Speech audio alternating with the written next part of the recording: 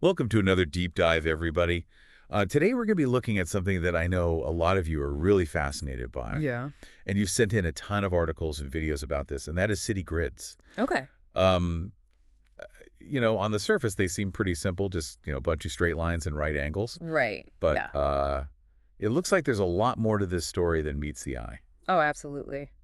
There's a ton of debate about the pros and cons. Yeah, what are some of the things that surprised you when you were looking at all this stuff? I think the biggest surprise for me was how far back the history of grids goes. Oh, really? People tend to think of them as like a modern invention, but Right, like something that came about with like the Industrial Revolution or something. yeah, exactly. But the truth is they go back thousands of years. Wow. So like ancient civilizations were using grids. Yeah, and not just using them, like they were really sophisticated with them. One of the sources you sent mentioned Mohenjo-daro. Oh yeah, that's that ancient city in what's now Pakistan. Right, built around 2500 BC. 2500 BC. That's mind-blowing. It really is. And what's amazing about Mohenjo-daro is that its grid system was aligned with the cardinal directions. So like north, south, east, west. Exactly, which suggests a deep understanding of astronomy and a desire to create a city that was in harmony with nature. Hmm. So it wasn't just about practicality? No, it was about worldview. It was about creating a city that reflected a certain understanding of the cosmos. That's so interesting. It makes you realize that grids aren't just about straight lines and efficiency. Right, there's a deeper meaning there. Yeah, like a symbolic dimension. Exactly. And that's something that often gets lost in modern discussions about grids. Yeah, we tend to think of them in very functional terms. Right. But the ancients saw them as much more than that. So Mohenjo-daro had this grid aligned with the stars. Yeah. What else was going on in that city? Well, it also had a complex sewage system and well-planned public spaces. Oh, wow. So they were thinking about sanitation and community well-being. Exactly. They were way ahead of their time in many ways. Makes you wonder what we've lost along the way, right? Yeah, for sure. So we've got grids in ancient India. What about other parts of the ancient world? Well, the Romans were also big fans of the grid. Rome. Yeah, they were known for their efficiency and organization, and their cities reflect that. That makes sense. I mean, they built this huge empire. Exactly, and grids helped them do that. Their cities, like Timgad in Algeria, were built on a standardized grid based on military camps. Military camps. Yeah, it was all about rapid expansion and control. So the grid was like a tool of empire. In a way, yes. It allowed them to quickly establish new settlements and impose their order on conquered territories. So there's that tension, again, efficiency on one hand, but maybe at the expense of something else on the other. Yeah, that's a theme that runs throughout the history of the grid. It makes you think about the trade-offs involved in any urban design choice. Absolutely. Okay, so we've gone from ancient India to the Roman Empire. Let's jump ahead a few centuries. What about the grid in America? Well, America's a really interesting case study because the grid played a central role in shaping the country. Yeah, I remember learning about that in school, like how Thomas Jefferson was a big proponent of the grid system. Exactly. He saw it as a symbol of order and democracy, a way to divide land fairly and create a sense of equality. That's a very American ideal, right? It is, and it's reflected in the way many American cities were laid out. Like Philadelphia. Yeah, Philadelphia is a classic example. William Penn designed the city on a grid in the late 17th century. And then a bit later you have Savannah, Georgia. Right, Savannah's grid is another great example. It was designed by James Oglethorpe in the 1730s. And of course, this model was used for westward expansion. Exactly as the country grew, the grid was seen as the most efficient and equitable way to divide up the land. You'd think a system designed for equality would be a positive thing. You would, but like we've seen with the Romans, even well-intentioned designs can have unintended consequences. So what went wrong with the grid in America? Well, one of the biggest criticisms is that it played a role in displacing Native American communities. Oh, right. Because the grid facilitated the division and distribution of land that often belonged to indigenous peoples. Exactly. The grid was a tool that was used to impose a certain vision of order on the landscape, and that vision often clashed with the existing ways of life of indigenous peoples. So the grid becomes this instrument of power, in a way. It can be, yes. It's a reminder that even seemingly neutral design choices can have political implications. It's all about who's wielding the tool and for what purpose. Exactly. So the grid has this long and complicated history. But then in the 20th century, something happens that really puts it to the test. You're talking about the rise of the automobile. Exactly. Suddenly everyone has a car, and cities built for walking start to feel very different. Yeah, the car changed everything. It exposed the limitations of the grid in a way that no one had anticipated. So what were those limitations? Well, the uniformity of the grid, which was great for walking, led to traffic congestion and safety concerns as car ownership exploded. Right, because suddenly every street is a potential thoroughfare. Exactly. And the quiet, walkable neighborhoods that grids were initially intended for started to disappear. And that's where the suburbs come in. Right. A way to escape the chaos of the grid. In a way, yes. In the 1920s, there was this huge shift in thinking. Planners started to favor designs that discouraged through traffic and promoted a sense of seclusion. Like cul-de-sacs. Exactly. The cul-de-sac became incredibly popular.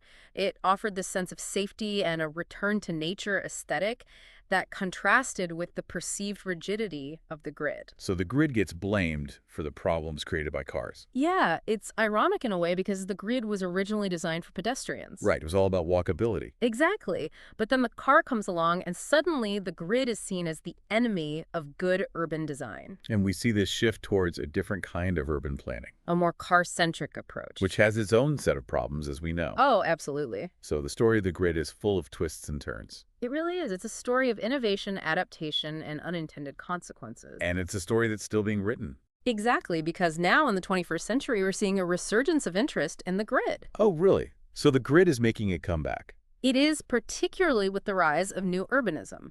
Before we go any further, could you explain what new urbanism is? Sure, new urbanism is this planning movement that emphasizes walkability, mixed-use development, and a return to traditional neighborhood designs. So it's like a reaction against the car-centric sprawl that dominated much of the 20th century. Exactly. It's about creating cities that are more human scale and less dependent on cars. And the grid is seen as a way to achieve that. It can be, yes, when designed properly.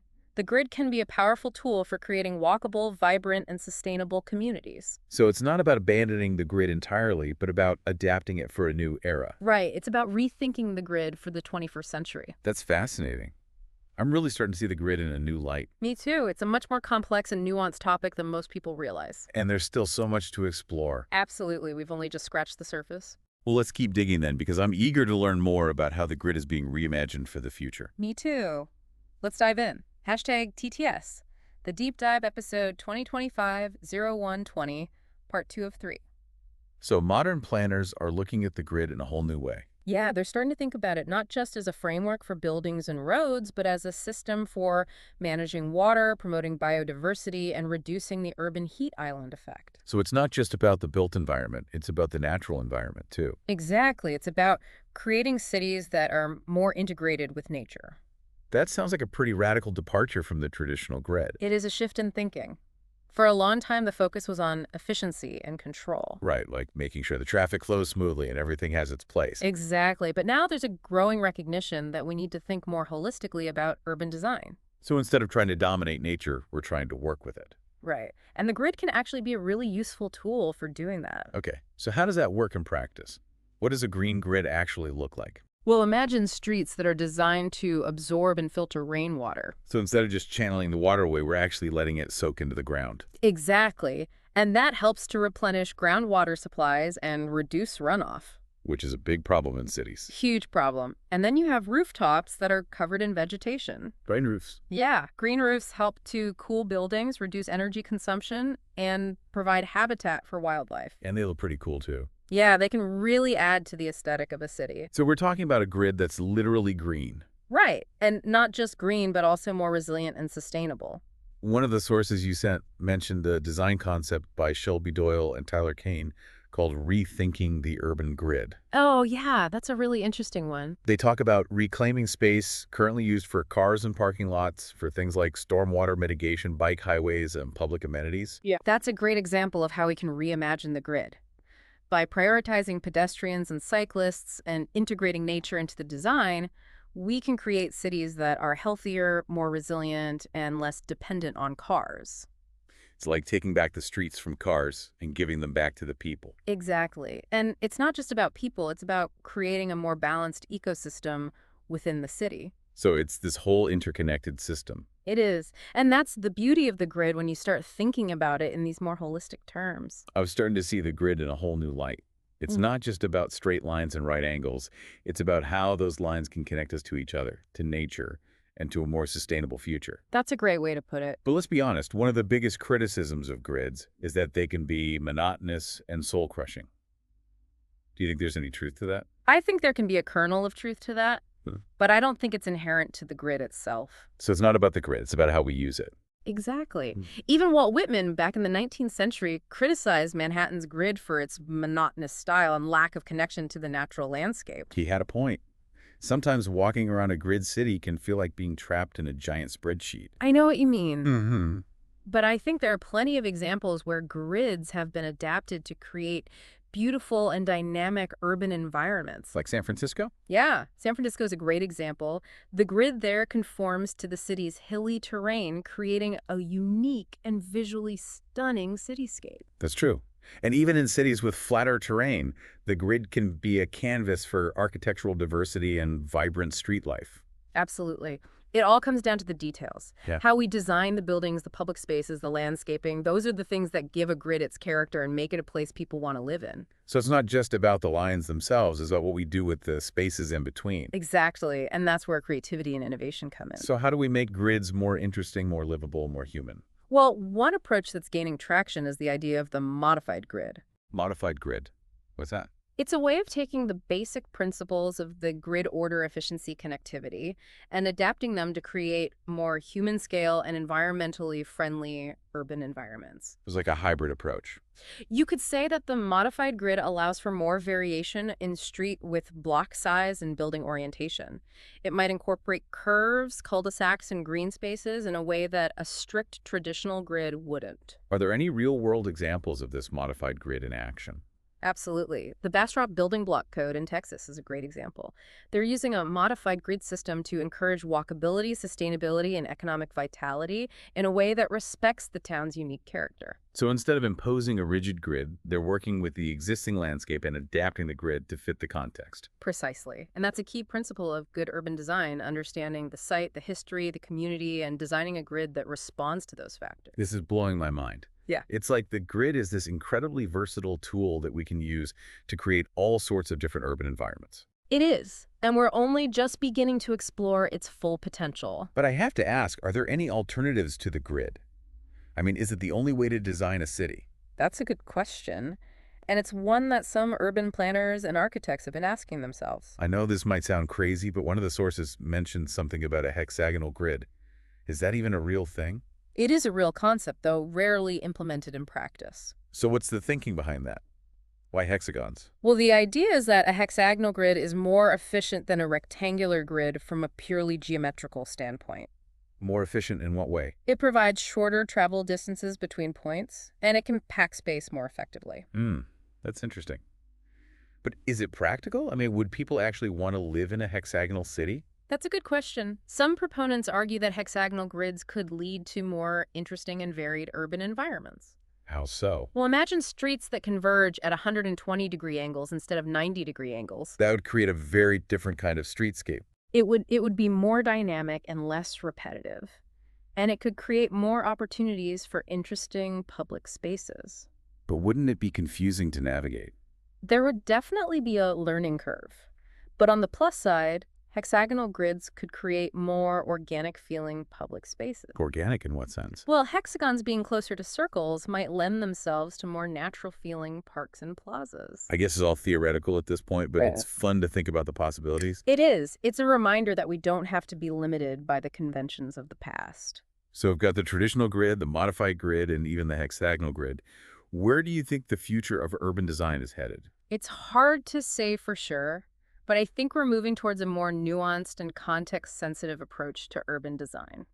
What do you mean by that? I think we're starting to realize that there's no one-size-fits-all solution when it comes to designing cities. So it's not about finding the perfect grid, it's about finding the right grid for the right place. Exactly, and that means taking into account a whole range of factors: the climate, the topography, the culture, the history, the needs of the community. So it's a much more holistic approach. It is, Yeah. and it's one that I think is essential if we want to create cities that are truly livable, sustainable, and equitable. I couldn't agree more. So after this deep dive into city grids, what's the one big takeaway you want our listener to walk away with? I think the biggest takeaway is that the city grid is a powerful tool that has shaped human civilization for millennia. It can facilitate trait foster community and create a sense of order, But it can also be used to control, segregate, and harm the environment. Ultimately, the grid is a reflection of our values and priorities as a society. That's a powerful statement. Yeah. It's a reminder that even something as seemingly simple as a grid can have profound implications for how we live, work, and interact with each other. It's about recognizing that design choices aren't neutral. Every line we draw, every street we pave, every building we erect has an impact on the people who live in that space. So it's not just about aesthetics, it's about ethics. Exactly. It's about creating cities that are just and equitable for all. Before we wrap up, I have one final question. What can our listener, who may not be an urban planner or architect, do to help shape the future of their city? That's a great question. I think the most important thing is to be an informed and engaged citizen. Learn about your city's history, its challenges, and the different approaches to urban design. Pay attention to proposed development projects and make your voice heard. So it's about being aware, speaking up, and holding our leaders accountable for creating cities that work for everyone. Absolutely. Support policies that promote sustainable and equitable development. Advocate for more public transportation, green spaces, and affordable housing. And most importantly, imagine the kind of city you want to live in and work towards making that vision a reality. That's a great note to end on. Be informed, be engaged, and be the change you want to see in your city. So, where do we go from here? I mean, it feels like we're at this crossroads. We can stick with the familiar but flawed grid, try to tweak it, or go for something completely different. What do you think? It's tough to say for sure. You know, urban design has always been this evolving thing, and the grid's been around for so long, and it's adapted to so many different contexts, but I think we have to be really careful about how we use it going forward. Yeah, I mean, we can't just keep repeating the mistakes of the past. Exactly. It really feels like it comes down to this, Yeah. are we going to prioritize cars and sprawl, or are we going to finally put people and the planet first? Yeah. I mean, that's the question, isn't it? What kind of cities do we want to live in? Right. And what kind of legacy do we want to leave for future generations? Yeah. I think the most important thing is to be informed. Learn about your city's history, its challenges, the different approaches to urban design. Pay attention to development projects. So, like, get involved in local politics. Exactly. Make your voice heard, support policies that promote sustainable development. Right. Advocate for public transportation, green spaces, affordable housing. And I guess most importantly, just imagine the kind of city you want to live in and then fight for it. Exactly. Well, this has been an incredible conversation. I've learned so much about city grids. I never realized how complex and fascinating they were. Me too. It's been a real deep dive. So to all of our listeners out there, thank you for joining us on this journey into the world of city grids. Be informed, be engaged, and be the change you want to see in your city. And until next time, keep exploring.